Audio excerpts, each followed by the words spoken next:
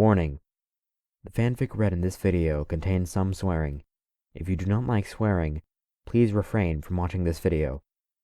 Thank you.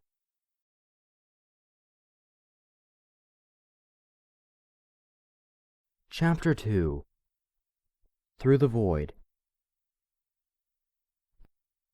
Through the blackened abyss I floated, surrounded by an oppressive nothingness beyond anything my wildest nightmares could have conjured. I couldn't breathe, but it mattered not. Whatever this place was, it had its own rules.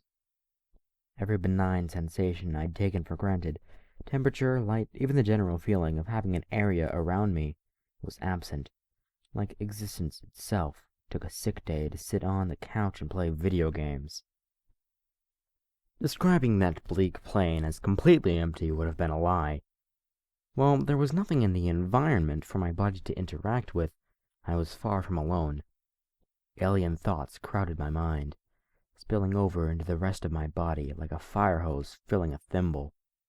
Hundreds of thousands of millions of words, sounds, and emotions, most of which made as much sense as a dog trying to talk while gargling mouthwash, formed ideas, opinions, facts, and every other manner of information. Only the few scraps in a recognizable language burned brightly in my mind, like the business end of a white-hot brand. Screaming or thrashing would have been a slight reprieve, but my body couldn't respond. Every cell in my body wailed in agony, vast quantities of data forced into things not meant to store knowledge. It threatened to overwhelm and wash me away like a sandcastle before a tsunami. Harmony. For the first time in as long as I could remember, I was worried building that device had been a mistake. If there was no escape, how long would it take me to perish? Would this place even let me die? Which of the thoughts running through my head were my own? A god. Something was tearing, but it was unknown whether it was me or something in the environment. I just needed to hold on and keep it together. My head bobbed in the waves of eternity, struggling to stay afloat for just a few more moments. It was like taking on Godzilla with a pocket knife, and I could feel myself fading as I lost the fight. And then I fell. Whatever force had assaulted me now tenuously clung like a film, slowly weakening as the void grew distant behind me. You never realize how much you enjoy gravity until you don't have it. Then you remember how much it sucks when you fall 30 feet onto a steep hill. Oh shit, rocks. As far as first thoughts in a new universe go, it could have used some work. The steep slope my body tumbled down was rockier than the Rockies and so tall that other hills asked if it played basketball. Each impact forced the invading thoughts further from my mind, like beating a rug with a switch to cleanse it of dust. It was only trading one pain for another, but the thorough bashing was like a trip to the sauna compared to wherever I'd just been. Fortunately, the thorny underbrush had grown tired of amateur gymnastics, and had sacrificed a few brave bushes to slow me down. At long last, the ground leveled out, and it wasn't going to be long before I could curl up in a ball and swallow enough aspirin to revive the pharmaceutical industry. A very solid tree rudely interrupted what was supposed to be a gradual stop. Quietly groaning in agony, I planned on lying there until I didn't feel like someone who'd forgotten to bring a parachute while skydiving and insisted they just roll when they hit the ground. Slowly, the throbbing degraded into a moderate ache, allowing me to feel the weirdness behind the pain. And I'd been blinded! No, wait. Eyes were still closed. My bad. After remembering how eyelids worked, they were forced open, and the freakish brightness of everything punched me in the face. It was like a tactical nuke hit a Crayola factory. Yep, I certainly wasn't in Kansas. What did Kansas look like anyway? I puffed a lock of hair out of my face and peered around. A near straight line of disturbed terrain marred the hillside, leading to a large hole in some brush and then to my position. After seeing the size of the hill, it was mentally reclassified as a midget mountain. Venerable oak trees surrounded me like a crowd of confused passers-by, although I hadn't made it very far past the tree line. At least, I thought they were oak. Willow, birch, and pine looked different enough, but everything else was just oak to me. At any rate, they could break a tumble like a champ. The dark, errant flock returned with a vengeance, only to be met with another puff of air. It took a few moments more than it should have to realize black was not the same color as the filthy brown that should have been bothering me. Not that being unhygienic was my preference, but that's what happens when water is safe for drinking. Reaching for the hair, the not as surprising as it should have been hoof and muzzle, which should have been noticed much sooner, came to my attention at the same time. My brain should have pointed out the muzzle sooner. It was like I needed to see my body before I could realize something felt off. My first reaction was to chuckle and shake my head. Of course I was a pony. That's just how the universe gets its kicks, right? Oh, look, another human. Better flip a coin. Yep, make him a pony. This wouldn't stop me. I refused to let it get the best of me. I can handle this. Maybe the whole transformation should have freaked me out a bit more, but my likely concussion probably had a concussion itself, and punching myself didn't help. God damn it, I couldn't even pick my nose. It was more upsetting that my first action in this new body was face-checking an entire hillside. My old body was battered, bruised, and scarred. This was like driving a new car off the lot and over a cliff. Maybe before the day was out, I'd come down with 50 different flus and give my new immune system a stress test. Maybe it was some sort of quarantine. I've gotten used to worse. My voice sounded a little more feminine than it should have. Had I seriously been 63'd? Was there some toll booth I'd missed where 50 cents would let me keep my species and gender? Maybe the universe was upset losing my hands didn't freak me out more and decided to kick the discomfort up a notch. An awkward act of contortion allowed me to get a good view of just how much had been changed. Yeah, that definitely is a big fucking spider. Creepy crawlies in general don't give me the heebie-jeebies. However, an arachnid with the same size and number of limbs as a tabby taped to a calico, scuttling an arm or forelegs length away from my brand spanking new rear end, did not fall into this category. I didn't know how to move on four legs or move as a quadruped in general, but that didn't stop me from clumsily launching myself into another tree. The squeal accompanying said jump wouldn't have sounded much different if my gender hadn't been flipped like a spring mattress. The BFS stared back at me, matching my glare murderous thought for murderous thought. Or was that confusion in its beady eyes? No, it was obviously trying to lure me into a false sense of security. It was definitely standing like it was going to pounce. The scuttling demon wouldn't be the one to slay me. What now, Shalab? The first dull thump of a descending hoof was accompanied by the faint crackle of the spider's exoskeleton. Stomping would have taken too much coordination, but flailing limbs after a return leap proved rather effective. Is that all? Just a species and a gender swap and an oversized tarantula? You'd think I'd let something as pointless as this bother me? Challenging the universe wasn't a good idea, but my visitor had left me unamused. Not to mention you're screwing up your cliches. You're supposed to send timberwolves or a manticore, not a spider. Never would have guessed Equestria had giant spiders. Then again, what self-respecting fantasy world didn't? Nothing to say? I thought so. Give me a moment to rest and I'll get out of this forest.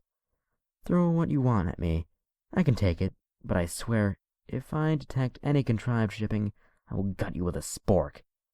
No refusal came, and no musical numbers. The entire body swamp was just another thing to deal with, and a fair, if unusual, trade for not having to deal with zombies anymore. I could handle it.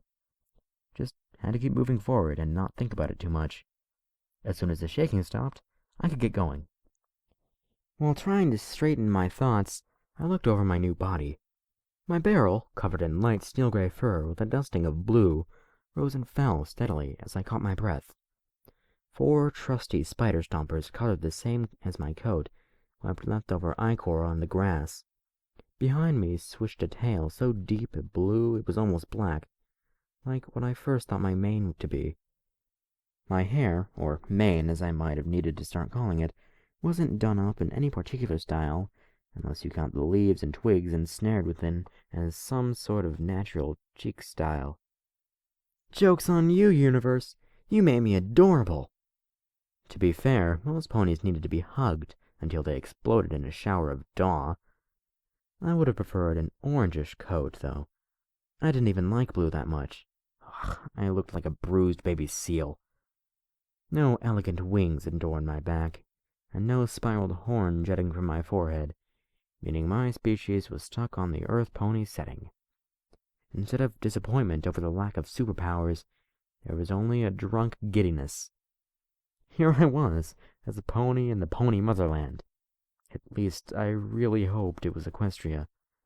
The discussion with Dave came to mind. Then again, the universe did see fit to change me in the first place, so it either had a twisted sense of humor, or was more malicious than I'd thought.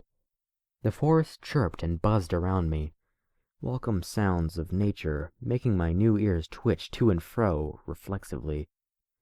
There was no control over which way they turned, and it was driving me nuts. It was a sensation so alien that Mulder couldn't have dealt with it. Something was missing, though. No, something other than my manhood. Everywhere I looked, there was an absence that left me confused. Dave wasn't around to shoot down my excitement with his pesky logic and reason. I was looking forward to seeing how he would react. After futilely pondering how one could misplace an imaginary acquaintance, I relaxed into the grass with a sigh and shrug. Note to self, shrugging feels weird as a pony. My first guess was the exit portal had dropped me into the infamous Everfree Forest, because how many other forests do dimensional travelers find themselves in? However, nothing about the trees and bushes radiated malice, and no beastie had seen fit to chase me off a cliff, nor had I stumbled across a wayward crusader or foraging zebra. Maybe that was putting a little too much faith into knowledge built entirely off a television show and enough fan-written material to rival the ancient library of Alexandria, but it beat being completely clueless. No sense worrying about things, though. Nope, plenty of worse things than having your body replaced. After all, becoming a pony was far better than staying on Earth or dying. If some cosmic force was trying to punish me, they were doing a terrible job of it, aside from my recent tumble. It just didn't make sense. Was there supposed to be a lesson to learn about the opposite sex? Was there some sort of special rock I'd hit during my fall? I couldn't even be sure of when it happened either. It would have been so much easier to think if most of my body wasn't demanding a change in leadership. At that point, a wonderful idea of how to dull the last vestiges of pain popped up. It was an ancient method my people had used for hundreds of years. Drink half a bottle of whiskey. All I had to do was find that pesky backpack and kill a few brain cells. I wasn't wearing it. Wait. Nope, definitely wasn't wearing it. So where could it have fallen? The bag wasn't anywhere nearby, and it wasn't anywhere on the hillside that would have twirled its dastardly mustache if it had one. I sighed, guessing it ended up in the same place as my clothes. The nudity didn't even faze me. I was well past the realization life had just become clothing optional. I never liked pants that much anyway, and I was far more concerned about the lack of booze. No supplies, no Dave, and no convenient MP3 player that had never been packed but should have ended up here anyway. There was no point in worrying about Dave. After all, it wasn't like there was anything that could hurt him, but that crowbar was defenseless. It was no doubt floating in that... A pained and all too clear memory of the void set me shuddering. Wasn't thinking about that any time soon, if I could help it. Why did I become... No, didn't want to think about that either. My aching limbs cried out in protest as I tried to get comfortable, nipping that idea in the bud. I needed a damage report. Scanning. System diagnostic complete. Results. Shit hurts. Take some pills. Oh, good. I'd been worried it was serious. It was time to limp aimlessly in hopes of finding a place to recuperate. Probably Ponyville, as was customary in these situations. If my shivering stopped, it'd be much easier to teach myself how to walk so I could get out of the woods. Turned out standing up while sober did not involve flopping onto your side while swearing. It also does not involve face planting, which hurts far more when you have a muzzle. Come on, legs, why don't you work? 4 failed attempts would make anyone cranky. A little bit of pain wouldn't deter me. There was no shortage of perseverance. Once my balance got its act together, I charged headlong into the trees with a cry of "Onwards!" It wasn't a matter of figuring out a pattern and sticking to it. I just flailed randomly until the falling and swaying stopped. Forests had been boring back on Earth. Here, the forests were still boring, but at least they were colorful. It was strange hearing the sounds of life again. Even the spiders and flies had been absent back home, but I knew they were here, waiting to drop into my mane. My hearing was noticeably better. It was like swiveling spy equipment atop my head twitched to every snapping twig or singing bird. Everything had a smell so fresh that any laundry detergent would be jealous. Hot damn did I feel good. I couldn't help but smile at everything around me, and I'm not certain, but I think I caught myself waving at a confused squirrel. I hopped over a small creek, exhilarated at the lack of stumbling and how great I had been feeling ever since the pain faded to even more ignorable levels. I eagerly quickened my pace to a brisk trot. A beat of hooves crushing dry leaves accompanied me, drawing forth some humming. I lost myself in it as the forest stretched on. "Hello, Tom." I nodded to a boulder with a stony expression. Resistance to the forest's beat was futile. The urge to sing was becoming impossible to ignore. It was like when you're covered in mosquito bites and can't find the calamine, but with music instead of scratching yourself bloody. The situation made it hard to think of lyrics to the music attacking my ears, forcing itself out of my mouth. I'm singing in a forest, everything is so grand. Yes, I'm singing in a forest, something can't. I gallop along singing this song, marveling in the wonder. Passing a road, not a care in the world, not realizing my blunder. I'm singing in a forest, I said no musical numbers. Succumbing to the music like that felt so wrong. It sounded cheery, and it felt like I'd actually been in a mood appropriate for singing, but getting swept up in the music and having it just drop when it was done made me cringe. Walking backwards in a daring feat of coordination, I found myself on a wide dirt road that stretched in both directions to a leafy singularity. Here and there it curved slightly to dodge the odd tree. Many hoof prints and wheel ruts marred the surface, yet they weren't fresh. I was earnestly surprised to find myself alone on an apparently busy road. In one direction, the sky was clear save a lone cloud. It was so fluffy! If my brain would focus, we needed to figure out where we were going. But yes, it was the fluffiest cloud ever. A large mountain claimed the other horizon, and a grand castle sparkled from its side. Canterlot! There was a gleeful squeal as I merrily trotted in place. I can't believe I actually made it to Equestria! I was more than ready to see other ponies and hopefully not get arrested for hugging a few. I wondered if "they were too adorable" was a viable defense. Excitement filled me as I imagined eating at Donut Joe's and seeing the princesses. Princess I? No, definitely the first one. I'd visit the library and spend hours in there brushing up on things, and maybe they wouldn't even notice me crash there. That brought me some troubling thoughts. What would I do? How easy would it be to get a job in a city like Canterlot? Not to mention all the snobby nobility that I'd never met, but apparently knew how uptight they were anyway. They'd throw me in a padded room for sure. Throw in the tendency of ponies to perform musicals at the drop of a hat, and the changeling invasion from the end of Season 2, and you had many good reasons to vacation elsewhere.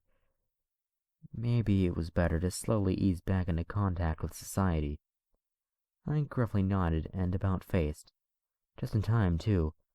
All that reasoning was making me uncomfortable. On second thought, let's not go to Canterlot. It is a silly place.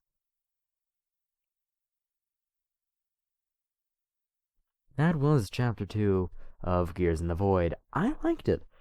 Much shorter than the first one, and of course, much. I wasn't going to say anything else. Why did I start that? Point is, I like this chapter.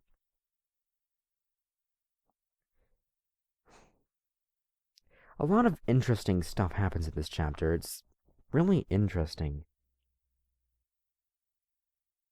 As I said, obviously. I'm at a loss for words. I really liked it.